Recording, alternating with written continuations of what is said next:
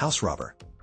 Here's a classic interview scenario. You're asked to solve the house robber problem, a dynamic programming staple and pattern mastery 100 favorite that shows up at companies like Google, Amazon, and Apple.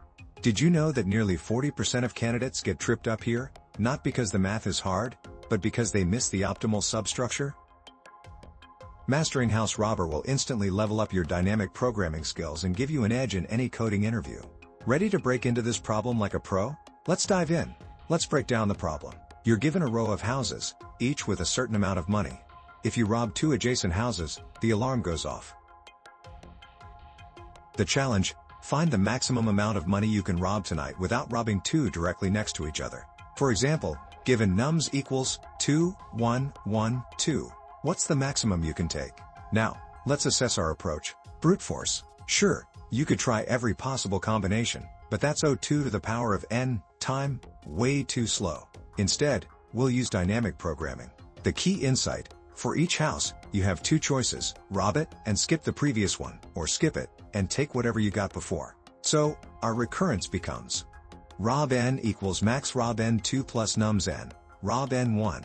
This breaks the problem into smaller, overlapping subproblems, perfect for memoization or DP. Let's structure the solution. Step 1. Handle base cases. If there are no houses, return 0.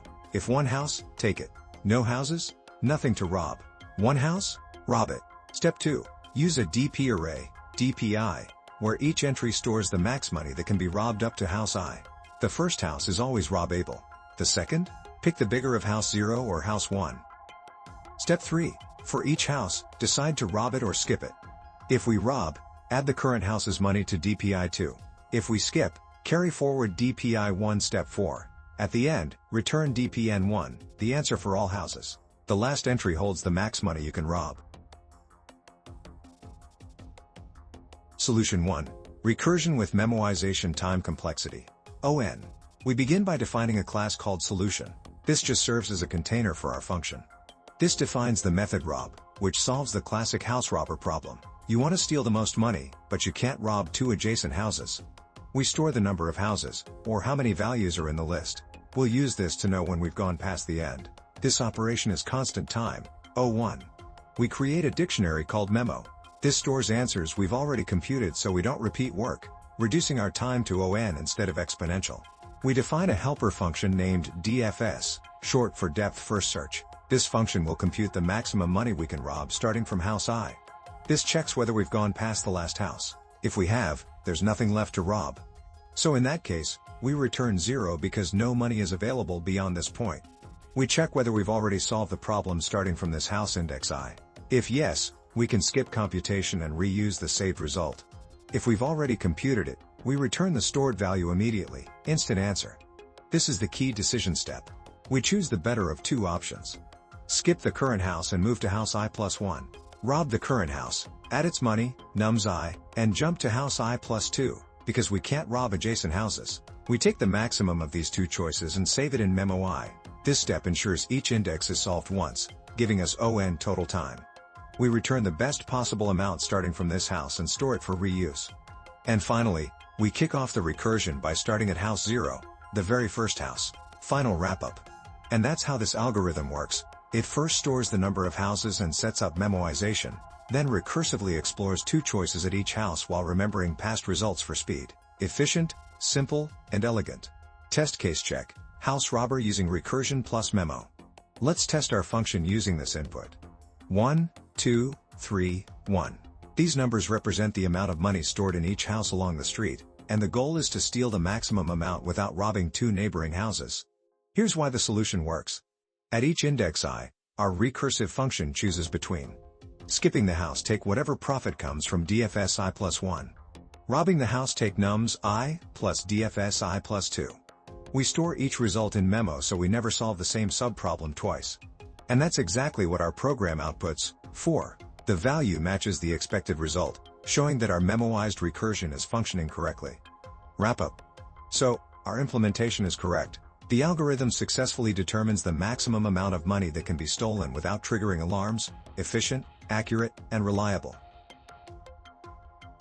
Solution 2. Iterative DP, space optimized, time complexity, ON. We begin by defining a class named solution. Nothing fancy here, just a container for our method.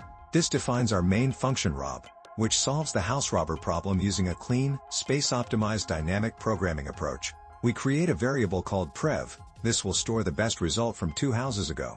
You can imagine it as the amount we'd have if we last robbed the house before the previous one. We also create a variable called cur. This will store the best result from the previous house. Together, prev and cur help us track the rolling DP values without needing an entire array. This keeps space usage at 1, very efficient. We loop through each house one by one. Each house has a certain amount of money, represented by num. This loop runs n times, on. We temporarily store the current best amount in temp. Why? Because we're about to update cur, and we still need the old value to update prev later. This is the heart of the logic.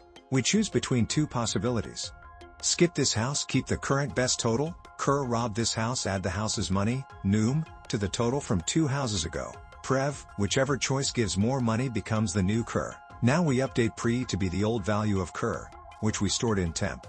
This shifts our sliding window of decisions forward by 1 house. And finally, we return cur, which now holds the maximum money we can rob without ever taking 2 adjacent houses. Final wrap-up. And that's how this algorithm works. It first sets up 2 running totals to track the best choices, then walks through each house, deciding whether to rob or skip using a simple max comparison. Efficient, simple, and elegant. Test case check. Optimal iterative DP, house robber. Let's test our function using this input.